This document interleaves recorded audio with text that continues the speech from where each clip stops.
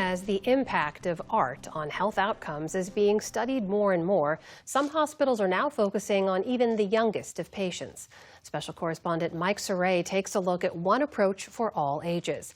It's part of our series on arts and health and part of our Canvas coverage. Hello to Lily. Hi, Lily. Music therapist Brianna Negretti on her morning rounds at this neonatal intensive care unit for patients who have yet to experience life outside of this hospital. We found that infants that receive music therapy have a reduced length of stay than patients that do not. It's a positive way to engage in an environment that there's a lot of stress.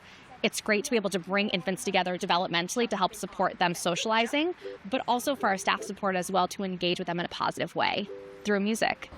At University of California, San Francisco Health, the art of recovery relies on a variety of creative programs and artists working directly with its patients and medical teams throughout its hospital network. Here we go. Here we go.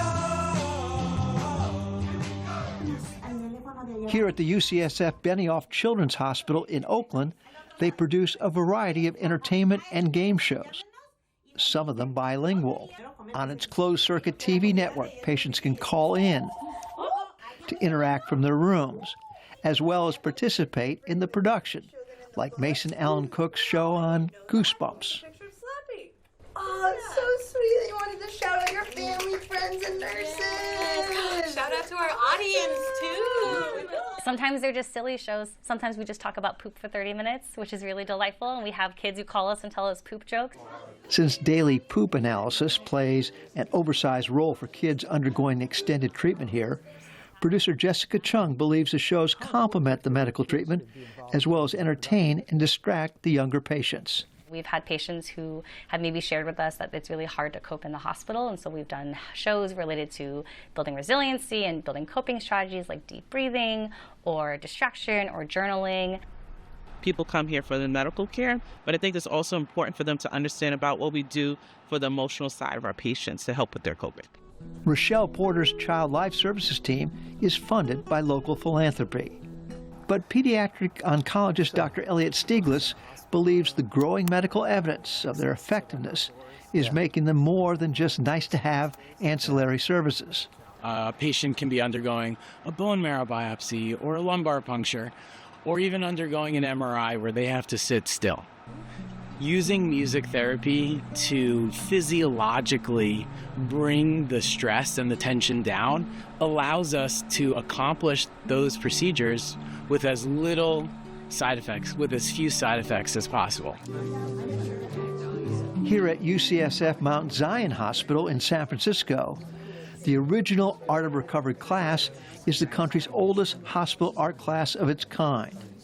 It was co-founded nearly 40 years ago during the AIDS crisis by a resident doctor along with an art therapist.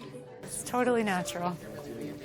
Muralist turned art therapist Amy Van Cleve is its current director. It's frequent and it's special that we hear people say in our program that art or art for recovery or coming to these groups saved my life. Mostly cancer patients or survivors, these weekly classes are much more than art and crafts activities just for passing time or decorating hospital walls. It's not about making pretty or making perfect art. It's about putting your truth on the page. It's about getting the emotional experience out and on the table, no judgment.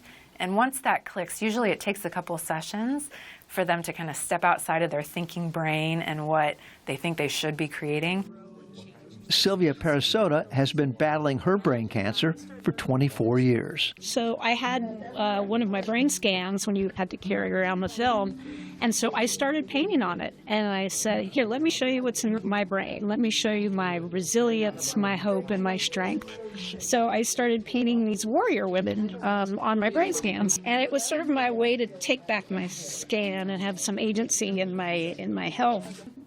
The class also includes former hospital medical staff, like Mary Casey, who unexpectedly became a cancer patient herself. I worked in the pediatric cancer population, and I could see how the creative approach and the outlets really help not only young people through their journey of cancer and the illness, but trying to get healthy. But it really can help adult people too, because we're allowed to play and escape the pain and the medicine and the treatment for a while, and also be around people that are going through similar experiences.